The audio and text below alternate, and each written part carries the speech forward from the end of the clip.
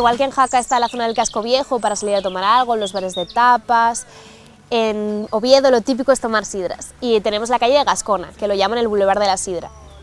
Venga, va. ¿Y a ti quién te enseñó? Uy, yo en casa, ¿no? En la gira con mis tíos y eso.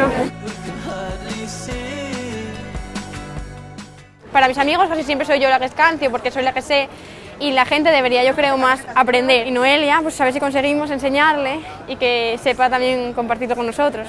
Aunque pueda parecer que todo el mundo en Asturias sabe escanciar la sidra, que es la forma de echarla, no, es bastante complicado. Coges el vaso en diagonal y lo pones en ese lado del cuerpo, ahora subes el brazo, lo subes para arriba y giras la botella, ahí, ahora según vaya cayendo, buscas a eso.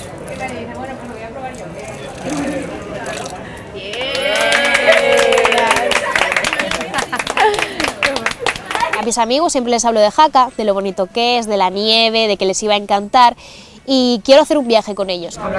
Venga, claro, por ir todos juntos a Jaca.